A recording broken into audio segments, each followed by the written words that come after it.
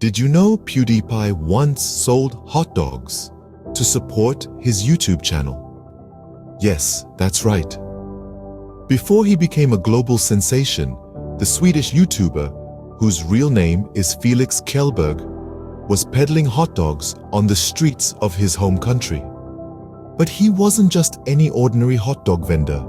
Armed with a dream and a dose of determination, he used his humble earnings to fuel his passion for creating content. In the early days, his videos barely garnered a few hundred views. Yet, he kept at it, producing content consistently and improving with each upload. He knew that success was not an overnight journey, but a marathon. And his persistence paid off when in 2012, his YouTube channel garnered over 1 million subscribers. This was the turning point in his career, marking his transition from a hot dog hustler to a global YouTube sensation. Persistence can lead to unimaginable success, just like PewDiePie. You won't believe this, but in the US, approximately 1 million dogs are named as the heirs of their owners' wills. It may sound absurd, but it's true. Dogs are not just pets, they are family. In fact, they are so much a part of the family that many people consider their dogs to be their children. And like any parent, they want to make sure their fur babies are well taken care of, even after they are gone. This is a testament to the deep bond that exists between humans and their canine companions. Dogs give us their unconditional love and loyalty, and in return, we give them a secure future. This trend also sheds light on the evolving nature of pet ownership. It's not just about feeding and walking your dog anymore. It's about providing a lifetime of care and security, even in your absence. So next time you see a dog, remember, it could be a millionaire. Did you know you can survive longer in salt water than in fresh water? It's a fact that might seem counterintuitive, but the science behind it is fascinating. When a person drowns, it's not the water that kills them, but lack of oxygen. In salt water, the higher salt content makes it denser, causing a person to float more easily. This increased buoyancy can keep your head above water, allowing you to breathe and potentially survive for a longer period. On the flip side, fresh water, being less dense, doesn't offer the same level of buoyancy, making it harder to stay afloat and easier to drown. It's a shocking reality that despite the greater survivability in salt water, around 90% of drownings actually happen in fresh water. This could be due to the fact that people often underestimate the dangers associated with freshwater bodies like lakes and rivers. Remember, safety first when you are near any body of water. Imagine working at a place where you get free beer. That's exactly what happens at MillerCoors. When it comes to employee perks, MillerCoors certainly knows how to keep their staff happy. In addition to the standard benefits package, employees at this renowned brewing company are treated to 3 free cases of beer every single month. Now, that's what we call a frothy fringe benefit. But the perks don't stop there. After a hard day's work, employees have access to beer and cider right on location. Whether it's for unwinding after a long day or toasting to a successful project, the company ensures its staff are never short of a pint. Imagine clocking off work and having a crisp, cold beer waiting for you every day.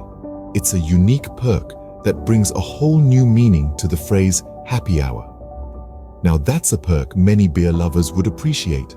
Did you know Steven Spielberg was the executive producer of the Animaniacs? Yes, the man known for epic cinematic universes and heart-stopping thrillers also had a playful side. The Animaniacs, a popular animated series from the 90s, had Spielberg's magic touch. He wasn't just a name to draw in the audience, but an active participant in its creation. Spielberg, along with Warner Brothers and Amblin Entertainment, brought to life these zany characters who lived on the Warner Brothers studio lot. Yakko, Wakko, and Dot, the show's main characters, were full of wit, charm, and a whole lot of mischief. Spielberg's involvement ensured top-notch writing, clever humor, and high-quality animation that appealed to both children and adults alike. The Animaniacs was a unique blend of old-school cartoon slapstick and sophisticated pop culture references, and Spielberg's contribution was instrumental in its success. So next time you watch The Animaniacs, remember the genius behind it. It's shocking to know that more than 90% of survivors of the 9/11's terror attacks delayed evacuation to save their work or for other reasons. This astonishing fact reveals the surprising decisions people made during the harrowing events of that fateful day. Faced with a situation of life and death, many chose to stay behind. They prioritized shutting down computers, changing shoes, or even making a quick visit to the bathroom. It wasn't panic, but rather a peculiar sense of normalcy and the instinct to preserve their everyday routine that took over. It's a testament to the extraordinary power of human behavior. In the midst of chaos, people clung to the familiar, the mundane, the routine. It served as a strange comfort, a beacon of normality in a world turned upside down. As we look back on this pivotal moment in history, we are reminded of the resilience of the human spirit and the unpredictability of human behavior.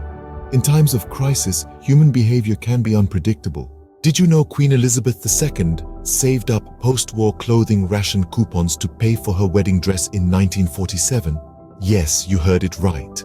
This fact paints a vivid image of a time when the world was recovering from the ravages of the Second World War. It was a period of austerity, even for the likes of the royal family. Queen Elizabeth II, then Princess Elizabeth, displayed remarkable thriftiness during these trying times. She chose to save up her clothing ration coupons to purchase the material for her wedding dress.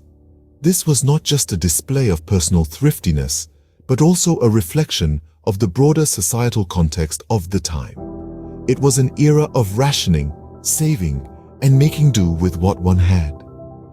This story of the Queen's wedding dress underscores the fact that even royalty isn't above saving and making sacrifices when necessary. A lesson for us all, wouldn't you say?